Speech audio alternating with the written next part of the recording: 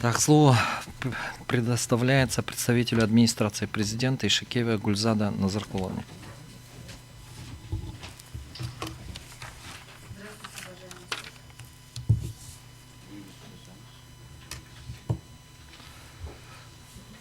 Подключи, Курманбек. Да, вот это. Вот. Да. Здравствуйте, уважаемый суд. Рассмотрев представленное ходатайство, администрация президента Кыргызской Республики полагает, что доводы заявителей о несоответствии пункта 7 статьи 216 Гражданского процессуального кодекса, далее буду называть ГПК, частям 1-2 статьи 6, части 1 статьи 61, части 1 статьи 95 и части 3 статьи 97 Конституции являются необоснованными по следующим основаниям. Законодатель в свое время статьей 215 ГПК обязанность суда приостановить производство по делу в 4 определенных случаях обозначил под пунктом 4, в том числе невозможность рассмотрения данного дела до разрешения другого дела, рассматриваемого в порядке конституционного, гражданского, административного, уголовного судопроизводства или в административном порядке. Статья 216, подчеркну, право суда приостановить производство предоставил право суду на приостановление дела в 8 определенных случаях, и 7 пунктом которым обозначается получение уведомления Конституционной палаты Верховного суда, ныне Конституционный суд, о принятии к своему рассмотрению запроса о проверке конституционности закона, применяемого или подлежащего применению при разрешении дела. Так, заявителями оспаривается пункт 7 статьи 216.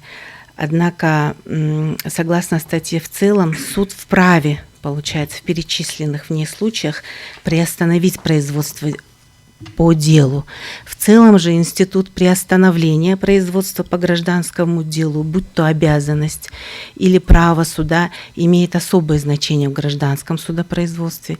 В достижении его основных задач – это правильном и справедливом рассмотрении и разрешении гражданских дел. Вышеприведенные кодексом случаи представляют собой обстоятельства, особенностью которых является препятствие дальнейшему развитию гражданского судопроизводства.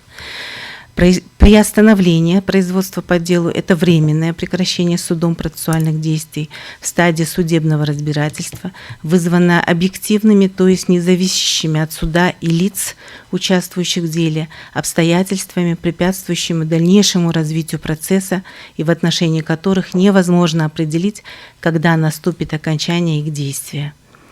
При этом суды при принятии решения по делу руководствуются в первую очередь Конституцией и законами Кыргызской Республики. Так, в соответствии с требованиями частей 1 и 2 статьи 102 Конституции, суд не вправе применять нормативно-правовой акт, противоречащий Конституции. Если при рассмотрении дела в любой судебной инстанции возникает вопрос о конституционности закона или иного нормативно-правового акта, от которого зависит решение суда, суд направляет запрос в Конституционный суд. Одновременно следует отметить, что законодатель вышеуказанной статьей 215 предусматривает обязательные случаи приостановления, в числе которых пунктом 4 прямо указано, что суд обязан приостановить производство по делу в случае невозможности рассмотрения данного дела до разрешения другого дела, рассматриваемого в порядке, в том числе конституционном судопроизводстве. Такое рассмотрение может привести к пониманию, что обязанность суда приостановить производство по делу в случае невозможности рассмотрения данного дела до разрешения другого дела, рассматриваемого в порядке конституционного судопроизводства, можно связать с получением уведомления Конституционного суда о принятии к своему производству запроса о проверке конституционности закона, примененного или подлежащего применению при разрешении дела. Принимая во внимание, что Конституционный суд в вышеназванном случае руководствуется нормами Конституционного закона о Конституционном суде Кыргызской Республики, имеющего более высокую юридическую силу, то принятие к его производству с направлением соответствующего уведомления предписывает суду общей юрисдикции приостановить производство по делу. Также отмечаем часть 1 статьи 199 ГПК. Решение суда должно быть законным и обоснованным. Иначе говоря, чтобы решение было законным, оно должно быть вынесено с соблюдением норм законодательства Кыргызской Республики. Все вышеприведенные нормативные положения обязывают суд принимать решения на основании действующих нормативно-правовых актов и не противоречащих Конституции. Хочется напомнить также статью 4 Закона о статусе судей. Суды осуществляют судебную власть самостоятельно, независимо от чьей бы то ни было воли, подчиняясь только Конституции. Вместе с тем, вновь отмечаем, что согласно статье 102 Конституции суд не вправе применять нормативно-правовой акт, противоречащий Конституции, если при рассмотрении дела в любой судебной инстанции возник вопрос о конституционности закона или иного нормативного правового акта, от которого зависит решение дела, суд направляет запрос в Конституционный суд. В развитии данных конституционных положений статьей 19 вышеназванного Конституционного закона в числе субъектов, имеющих право на обращение в Конституционный суд, предусмотрены, соответственно, суды посредством обращения в форме запроса. Необходимо также отметить, что в соответствии с частью 6 статьи 97 Конституции судебные решения, основанные на нормах законов, признанных неконституционными, пересматривается судом в каждом конкретном случае по жалобам граждан, чьи права и свободы были затронуты. Таким образом, в Конституции заложен механизм пересмотра судебных актов в случае применения норм, в последующем признанных неконституционными, тем самым определив, что такие судебные акты подлежат пересмотру. Дополнительно хочется отметить, что статью 95 Конституции, что никто не вправе требовать от судьи отчета по конкретному делу, запрещается всякое вмешательство в деятельность по осуществлению правосудия.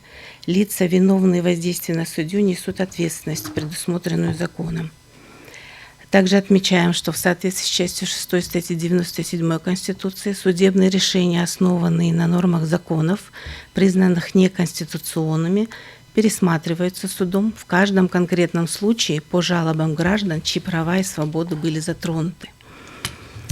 Одновременно следует отметить, что получение полномочий суда по своей инициативе приостановить производство в случае получения уведомления Конституционного суда о принятии к своему рассмотрению запроса о проверке конституционности закона, применяемого или подлежащего применению при разрешении дела, преследует цель вынесения законного решения и приостановления процесса, направленного на устранение возникшего препятствия.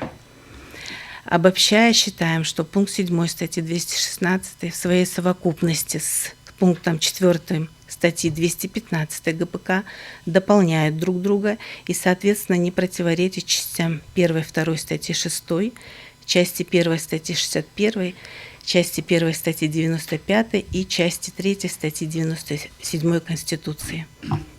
У меня все. Нура Мусаевна, есть у вас вопросы? Да, Ваша честь, один вопрос. Скажите, пожалуйста, вот вы в своем выступлении ссылались на статью 15 и что это обязанность суда, и в данном случае как бы здесь все в порядке, да? Вот мне непонятно, в каких случаях, вы можете ответить на этот вопрос, в каких случаях и как судья определяет вот эту возможность рассмотрения дела в гражданском судопроизводстве или невозможность рассмотрения в случае, если как бы дополнительно в это же время рассматривается другое административное, уголовное, конституционное судопроизводство. Вот как судья, во-первых, кто определяет эту возможность или невозможность, и, во-вторых, как это определяется, возможность или невозможность? Раз уж обязанность есть, как определяется вот эта невозможность или возможность? Как это определяться, не обладаю такой информацией, поскольку я не имею такого опыта работы, да, в судебных органах. Но я полагаю, что решение принимает судья. И если это рассматривает коллегия судей, то это судьями принимается решение. А вам не кажется, что вот эта возможность и невозможность – это тоже такая норма, которая может, ну, как бы применяться двояко? То есть если судья не увидит, не усматривает невозможности, то есть, как бы, да, в принципе, возможно же дальше рассматривать, и он не приостанавливает, даже если обязанность. Вам не кажется, что здесь вот такая норма, которая, вот эту невозможность, ее невозможно определить даже?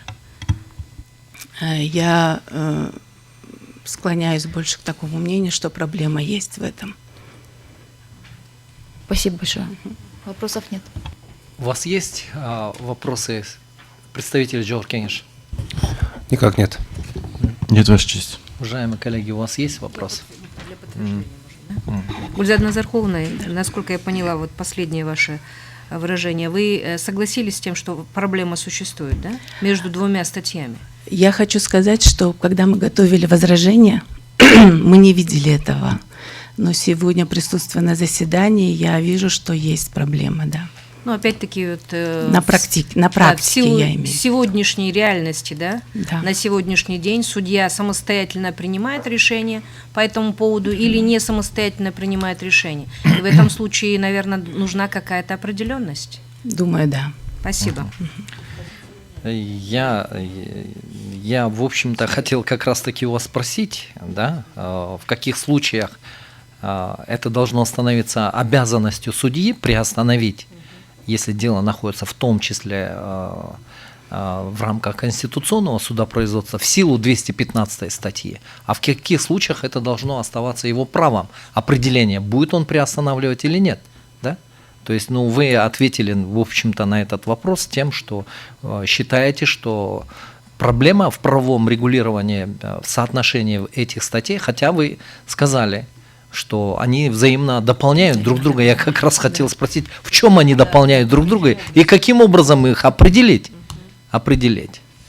Я Спасибо. скорее за то, чтобы нормы любого закона, несмотря на его вид, да, в четкости. Спасибо, присаживайтесь.